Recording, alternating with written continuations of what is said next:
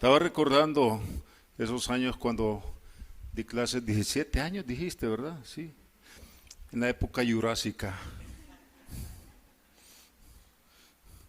Yo creo que ya nadie que estaba en aquella época aquí está ya el día de hoy, pero comenzamos colaborando con la universidad realmente cuando comenzó en la ex sinagoga judía, enfrente del Central de Señorita en 1980, 81, cuando comenzó la universidad. Y en el 81 comenzó. Ah, pues sí, fue en el año 81. Y fue donde conocimos a Darío. Y a través de esto fue que él llegó a la iglesia Bautista Miramonte. Así es que Darío González. Así es que es un gusto para mí estar con ustedes en esta oportunidad compartiendo este tiempo y siempre hemos seguido los pasos de la universidad, ¿verdad? De la sinagoga, fuimos ahí por el estadio, enfrente del estadio Flor Blanca y luego a la vuelta había otro ahí por la Campana, había otra dependencia y luego el traslado aquí, ¿verdad? Así es que gracias a Dios por lo que Él ha hecho a través de la universidad. Entiendo que la directora del seguro hoy fue mi alumna en la clase de ética. Así que no sé si es bueno o es malo eso, ¿verdad? Pero no supe eso. El sábado recién supe eso, porque estoy hablando con otra de las estudiantes mías en aquel tiempo, y ella fue la que me contó que era la directora del seguro ahora. Muy bien. Pensando siempre en el quehacer y lo que buscamos o que se busca en la educación universitaria y la vocación evangélica, cristiana. No sé cómo es el programa hoy, pero en aquel tiempo trabajábamos con la materia de ética, desde la perspectiva cristiana, por supuesto, y establecer el modelo ético del Antiguo Testamento sobre la base de los 10 mandamientos. La ley de Dios dada a través de Moisés. Nosotros decimos la ley de Moisés, pero realmente no fue de Moisés, fue de Dios. Se la dio a Moisés para que la trasladara al pueblo. Y el sermón de la montaña en el Nuevo Testamento del Señor Jesucristo. Y yo enseñé la mayor parte de los años que estuve acá, la materia en los 2 semestres con la Facultad de Medicina y Odontología. Y yo recuerdo que hacía lectura obligatoria del Código de Ética Médica. Y entonces una vez me tocó conseguir el código, porque yo no lo tenía. Cuando comencé a hacer eso, estábamos enfrente del estadio en ese momento. Y entonces a un hermano en Cristo, doctor, que daba clases ahí en la facultad, le dije, oye, préstame tu código ético médica. ¿Qué hay? Me dijo. Ni siquiera sabía que había uno. Entonces sí le dije, y lo quiero usar aquí en la clase con los estudiantes. Así que, pues no sabía, no sé por qué el colegio médico no se había encargado, porque ellos lo habían elaborado. Y entonces hacíamos ese esfuerzo de concientizarles a ellos de la vocación. Tenemos una imagen, no sé si está lista, y quiero pedirles que hagamos algo, un ejercicio antes de comenzar para ver la relevancia del tema. A ver, ¿pueden describir en una sola palabra la imagen que tenemos ahí, este bebé? En una sola palabra, sin artículo, ¿verdad? ¿Cómo? Antigua. Sí, la foto es antigua. Ahora, describamos al bebé. Inocencia, claro. Un bebé, ¿verdad? ¿Qué más? Dulzura. A ver, otra. Ternura, muy bien. ¿Qué más? Fragilidad. Otra. Sorprendido. Muy bien. ¿Qué otra? Potencial. Exactamente. Y por ahí va la idea por qué estamos haciendo esto. Futuro. Muy bien. Ahora quiero mostrarles este bebé 45 años después más o menos o 50. A ver, ¿quién dice dulzura? Digan inocencia otra vez, por favor. Fragilidad. No, ¿verdad? Ahora, ¿qué pasó entre una foto y la otra? ¿Qué factores, qué personajes influyeron? ¿Qué eventos ocurrieron en la vida de este bebé que se convirtió en este personaje tristemente recordado en la historia? Ahora, creo que tú dijiste potencial, ¿verdad? En todo ser humano hay un potencial, para lo bueno o lo malo. Se han puesto a pensar que en las aulas, esta semana comenzaron el ciclo académico, ¿verdad? En las aulas están los futuros Hitler o los futuros, la futura Florencia Nightingale, ¿verdad? El futuro Christian Barnard, el doctor que hizo el primer trasplante en Ciudad del Cabo, Sudáfrica, en los años 60, después de Cristo. Algunos están pensando, ya viendo mi edad, está hablando antes de Cristo, después de Cristo. Bueno, después de Cristo. O sea, tenemos acá en cada estudiante un potencial que viene a nuestras manos. Y algunos van a salir bien, otros no tan bien. Y la idea esta mañana es que podamos entender la importancia de saber observar. A mí me gustaba cuando daba clase, aprendí quizás mucho aquí en la universidad, porque ustedes saben, hay una diferencia entre predicar o enseñar en la iglesia, en un instituto bíblico, una escuela dominical, un estudio bíblico, donde pues en la iglesia la gente está entrenada para mostrar respeto y atención, así como ustedes en este momento, ¿verdad?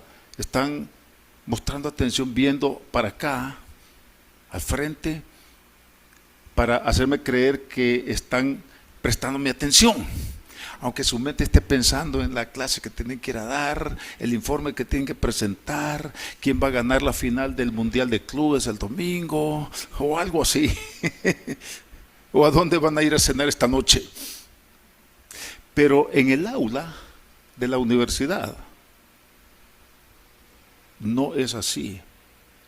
Los hermanos en la iglesia o nosotros que estamos en la iglesia estamos buscando demostrarle al predicador que estamos interesados en lo que está diciendo. En la universidad los jóvenes se esfuerzan de demostrarle a uno que lo que uno le está diciendo les importa un rábano.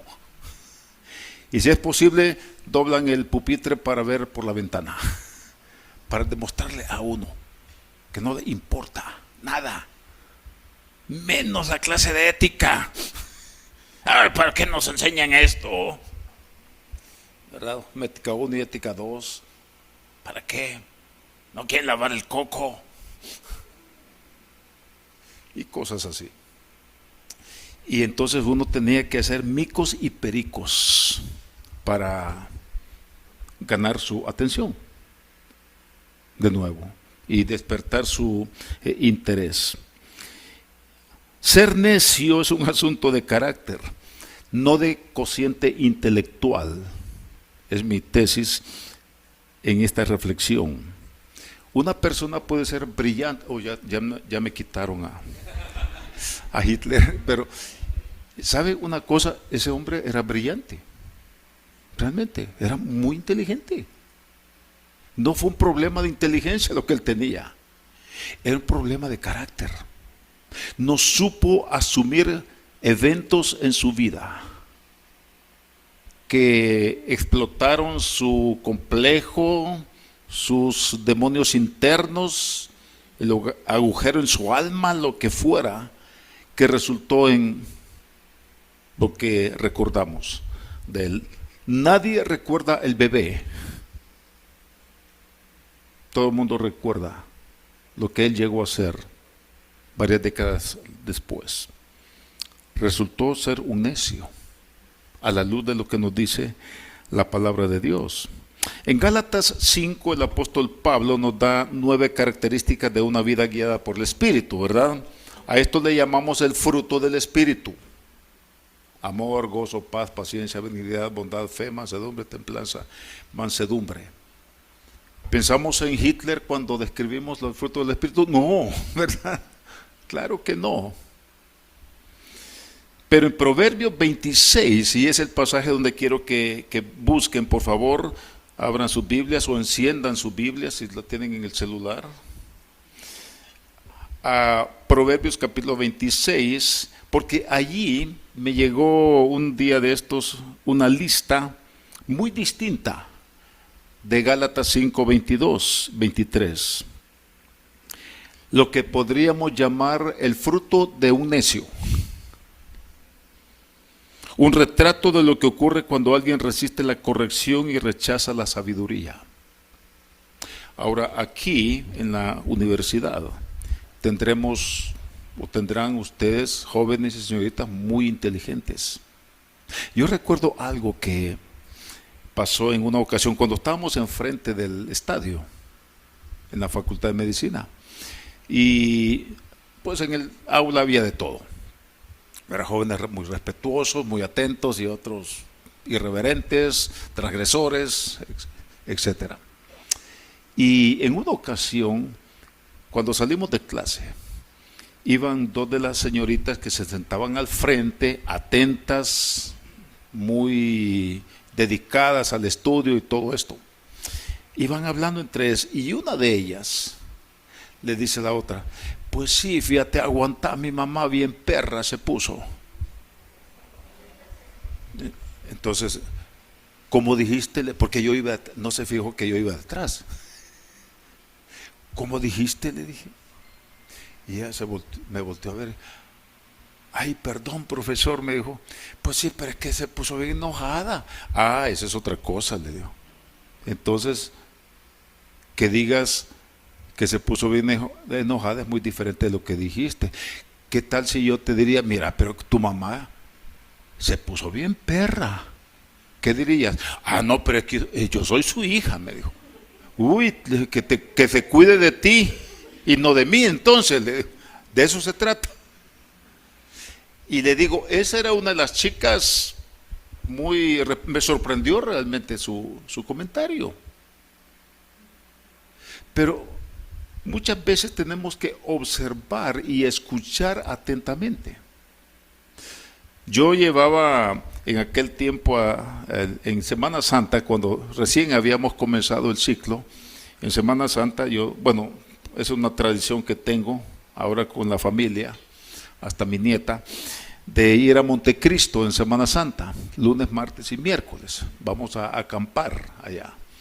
Y siempre invitaba a mis estudiantes. Les decía, bueno, ¿quiénes quieren ir? Voy a hacer esto, vamos a ir a acampar, hay que solicitar un permiso, quienes quieran ir, por favor, pues vamos. Y siempre, todos los años llevamos un grupo, no muy grande, 10, 15, pero eso me permitía convivir con ellos en otro ambiente y conocerlos mejor. Y yo notaba que la relación era diferente antes que después, porque después podíamos tener otro nivel de confianza y uno tener el cuidado de no pasar al abuso de la confianza, por supuesto. Pero eso me permitía observarles en un ambiente diferente del ambiente académico, ¿verdad? Un ambiente más espontáneo y natural. Y quiero darles 9 señales que nos da aquí en Proverbios que hay que observar para este tema de la necedad, que como repito, es algo más allá de la insistencia en lograr que nos den algo. Ay, este mono tan necio. ¿No han escuchado eso en su casa alguna vez? Vaya, pues andate. Deja de estar neciando. No, estamos hablando de la necedad no como una acción, como una estrategia para conseguir algo, sino ese rasgo de carácter que va a determinar lo que seremos y lo que haremos en la vida. Vean lo que dice aquí, por favor. Como no conviene la nieve en el verano, ni la lluvia en la siega. Son dos figuras del clima y de la agricultura, ¿verdad? Así no conviene al necio la honra. La primera cosa que nos dice de una persona necia es que no merece honra. No hay que celebrarlo, porque eso es un error. Exactamente como la lluvia en tiempo de la siega. ¿Qué pasa cuando llueve en tiempo de cosecha? Se echa a perder. Y muchas veces echamos a perder a un ser humano desde su niñez. Hay padres que cuando el niño dice una palabrota, porque el niño no sabe la diferencia al principio, y se le celebra. En lugar de decirle, no, eso no se dice. Luego te voy a explicar por qué, pero no vuelvas a decirlo. Pero cuando lo celebramos, porque hasta cierto punto se oye gracioso, ¿verdad? Seamos honestos, se oye graciosa una palabrota en la boca de un niño, pero nos golpea moralmente, porque sabemos. Y sabemos que llegará un momento en que se va a oír vulgar. Ya no se va a oír con la voz tierna, suave, candorosa de un niño,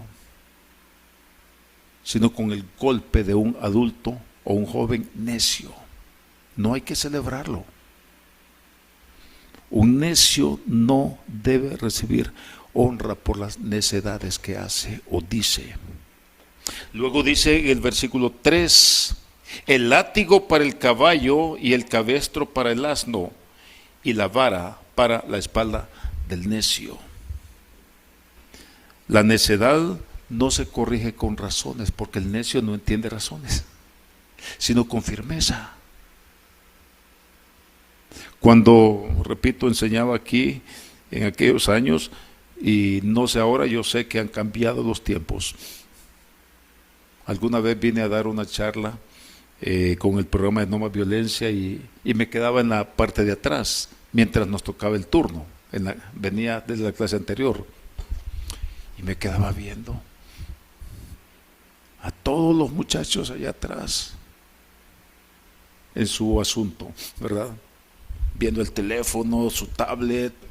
Yo no di clase en el tiempo de teléfono celular. Ya habían, pero aquellos ladrillos con la antena que salía así, que se podían poner para detener la puerta. Pero ahora estaban allí con su tablet y mostrando los mensajes, mientras había un doctor al frente dando una cátedra de medicina, mostrando el funcionamiento de los órganos, mostrando unas fotografías en el PowerPoint de cómo actuar en un caso de enfermedad. Yo decía, ojalá que este muchacho no me vaya a tratar en el seguro social cuando ya esté yo de 80, 90 años, porque no está poniendo atención a lo que tendrá que hacerme en aquel momento. Pero cuando me tocó pasar en ese momento, tuve que hablar con mucha firmeza y decirles, miren, lo que vamos a hablar es muy importante, aunque no lo creas en este momento. Era un tema sobre la prevención de violencia. Pero yo estuve observando lo que estaban haciendo en la clase anterior, allá atrás, ustedes allá atrás. Y les voy a pedir por un asunto de respeto. Tengo mucho respeto por ustedes. Pido el respeto de ustedes hacia lo que vamos a hacer, que es una decisión de la universidad.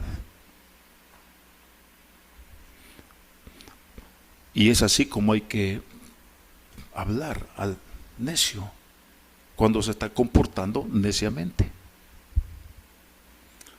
También en el versículo 4, si continuamos ahí, dice, nunca respondas al necio de acuerdo con su necedad, para que no seas tú también como él. No vale responderle, no vale la pena responderle cuando alguien dice cosas necias. Sigue diciendo en el versículo 5, responde al necio como merece su necedad, para que no se estime sabio en su propia opinión. La persona que se comporta neciamente debe ser confrontado en el momento y en la forma adecuados. Fue Einstein que dijo, nunca te bajes al nivel del necio, porque te va a ganar por experiencia y por perseverancia. Por recorrido te va a ganar. No hay que bajar al nivel de un necio. Lo mismo que con el enojado. Proverbios dice que la blanda respuesta, ¿qué hace con la ira? La aplaca, la apaga, la calma. Y entonces, si nosotros bajamos al nivel del enojado, ¿qué sucede? El otro, entonces, dice la palabra áspera, hace subir el furor. Entonces el enojado sabe que tiene que gritar más fuerte. Y si nosotros gritamos más fuerte que nuestra respuesta anterior, este grita más fuerte que nosotros. Y la cosa se empeora. Es exactamente lo mismo con la persona necia. Debe ser confrontado en el momento y la forma adecuados. No responderle neciamente, sino presentarle la alternativa sabia. También dice en el versículo 6, como el que se corta los pies y bebe su daño, así es el que envía recado por mano de un necio. Ay, yo no sé por qué te pedí ese favor si no sabes hacer nada. El problema no está en el indio, sino en el que lo convirtió en cacique. Ese es el problema. Ajá, y si ya sabía por qué, hasta él me puede decir, bueno, y entonces, ¿por qué me pediste el favor? Pues, tiene razón. El necio no es confiable. No hay que confiarle tareas importantes. Porque es la persona que no sabe la importancia ni la trascendencia que tienen las cosas. También, una persona así desperdicia la sabiduría, no sabe qué hacer con ella. Por esa razón, muchas veces en la universidad es donde aparecen las deficiencias que traen de más atrás, o del hogar o de la formación académica. Nos tocaba en aquel momento y posiblemente sea igual ahora. Yo le pedí una vez consejo a un amigo, no sé si conoce al doctor Samuel Berberian. Él fue rector en Guatemala de la Mariano Galvez, que creo que es la Universidad Evangélica allá, en una época. Y yo le compartí, creo que lo traje un día a mi clase aquí, porque quería escuchar su recomendación. Y entonces me dijo, yo le dije, hermano, ¿qué consejo me daría para el trabajo que hacemos aquí? Me dijo, mire, yo creo que la primera cosa que deberían hacer es darles un curso de nociones de lógica, me dijo. Estos muchachos no saben pensar, me dijo. Los muchachos de hoy, me dijo, en Guatemala es igual, me dijo. No saben pensar, me dijo. Y eso seguramente se refleja en las tareas y se refleja en la interpretación de lo que están escuchando. Nunca pudimos implementar el curso en aquel tiempo, en aquel momento, pero yo comencé a buscar qué hacer para tratar de encauzar su manera de pensar, porque muchas veces ya no es solamente un asunto de carácter, sino un asunto de capacidad para razonar y de entender las cosas, como decía él. Desperdicia la sabiduría. Vean lo que dice en el versículo 7. Las piernas del cojo penden inútiles. ¿Han visto esos muñecos de trapo que tienen las piernas de trapo, verdad? ¿Verdad que se mueven libremente? Pues eso es lo que está diciendo aquí. El cojo que tiene piernas pero que no tiene sensibilidad ni capacidad motriz. Sus piernas penden inútiles. Dice aquí, así es el proverbio en la boca del necio. es un desperdicio, porque no sabe qué hacer con ella. Lo mismo dice en el versículo 9. Espinas hincadas en mano del embriagado, tal es el proverbio en la boca de los necios. Aquí le compara no con un cojo, sino con un borracho. Porque dice espina hincada en la mano del ebrio. Porque ¿saben una cosa? El umbral de dolor de la persona bajo los efectos del alcohol es un umbral más alto, más fuerte. No le duele en ese momento. Por eso estaba dispuesto de golpearse con alguien. ¿Por qué? Porque se siente muy macho y que no le va a doler, no le va a afectar. Hasta que llega el lunes, el día de la goma, ¿verdad?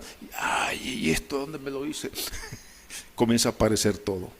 Como cuando se enfría el cuerpo después de haber jugado y se golpeó. Es exactamente lo mismo con la sabiduría. Una espina hincada en la mano no le duele, no la nota. Después viene el dolor. También dice que en el versículo 8, es un listado, como quien liga la piedra en la honda, así hace el que honra al necio. Qué peligroso es darle honra a una persona necia. Es como dice aquí, ligar la piedra en la honda y dársela a alguien que no sabe el peligro. Es como darle un revólver a un niño de 5 años, cargado. No sabe lo que puede pasar. Y es lo que pasa muchas veces con la persona necia, a quien le estamos elogiando. No, si fulano me dijo que tengo razón. Y quizás el otro, vaya pues sí, está bien. Lo que estás diciendo, tienes razón. Entonces el otro cree que, porque ni sabe entender tonos, ¿verdad? Y quizás el otro solo para quitárselo de encima, se lo dijo, y a este lo valida como una validación a su opinión necia. Y finalmente creo que quedan 2 más. Versículo 11, ahí en sus Biblias. Como perro que vuelve a su vómito, así es el necio que repite su necedad. Este dicho está repetido en 2 Pedro en el Nuevo Testamento también. Porque el necio repite los mismos errores una y otra vez. Y muchas veces porque siempre hay alguien que le ataja las consecuencias de su necedad. Y como nunca lleva el daño, entonces piensa que todo le va a ir bien siempre. Y finalmente el versículo 12 dice, ¿has visto hombre sabio en su propia opinión? Más esperanza hay del necio que de él. Aquí hace un cambio. Y dice, el hombre sabio en su propia opinión. El necio no tiene conciencia de su necedad. No tiene autoconciencia. Tiene que venir alguien o algo de afuera que le haga ver las consecuencias si sigue en ese camino. De lo contrario, va a terminar muy mal. Y esta última tal vez sea la más peligrosa de todas. Porque no tiene, como dice aquí, conciencia. Es sabio en su propia opinión. Así es que, ¿qué podemos hacer entonces? Solamente leo algunas cosas porque la idea, ¿cuál es la alternativa? Como digo, no se trata de un asunto de cociente intelectual. Ted Kaczynski, llamado el Unabomber en los Estados Unidos, no sé cuántos de ustedes recuerdan este personaje, ¿verdad? Que ponía bombas y atentados. Tenía un cociente intelectual de más de 160 y un doctorado en matemáticas. Tenía una mente aguda pero desconectada de la realidad. La compasión y la moral. No tenía compasión por las víctimas de sus atentados. Los ejecutivos de Enron eran brillantes con las finanzas, pero totalmente corruptos. Lo mismo los banqueros de la crisis hipotecaria del 2008. Un año después que dejé de dar clases acá, en la universidad. Incluso en la Biblia, el rey Salomón, el hombre más sabio de la tierra, ignoró su propia sabiduría al final de su vida. Sabía lo que era correcto, pero no lo vivió, porque su corazón se desvió de la sabiduría de Dios. No se trata de la inteligencia, se trata del carácter. Como dijo alguien, o sea, Salomón tuvo 1000 mujeres. ¿Sí? ¿Eso significa 1000 suegras? ¿Sí? ¿Por qué dicen que era el más sabio entonces? Bueno, ¿qué podemos hacer? Tenemos que aprender la importancia y el valor que tiene cosechar la sabiduría que nos da la palabra de Dios. Pedirle a Dios que nos muestre nuestros puntos ciegos. Esa es una de las tareas que tenemos con nuestros estudiantes. Termino con una historia para que vean la importancia, el valor que tiene esto en la labor que ustedes desempeñan, aún como administrativos aquí en la universidad.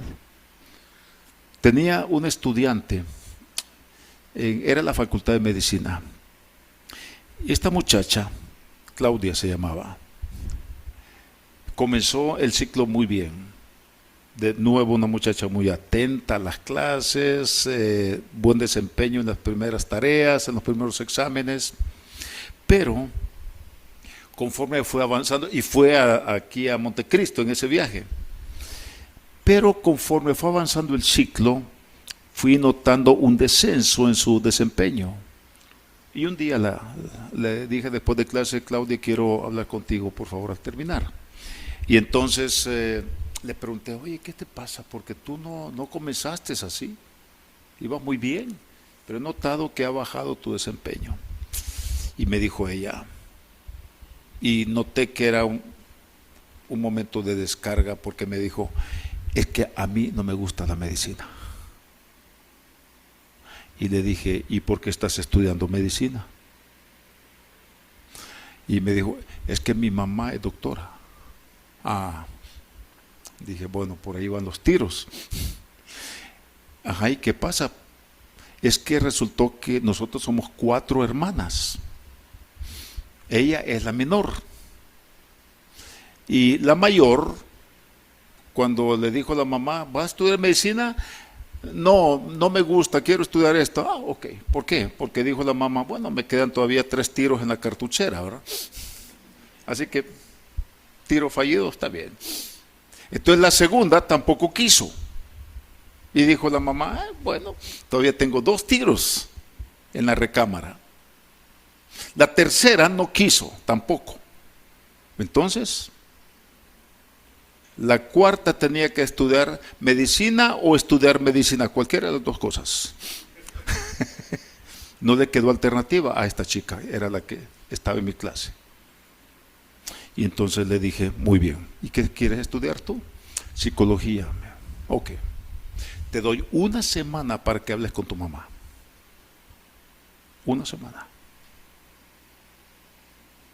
Y entonces a la semana me dijo, ya hablé con mi mamá. ¿Y qué pasó? Pues comprendió, me dijo. Ella misma había creado el compromiso por no afrontar la situación. Y un año después tuvimos me llamaron los alumnos de 2 años anteriores y para celebrarme el Día del Maestro fuimos a almorzar a la pizza, creo, allá en la autopista sur.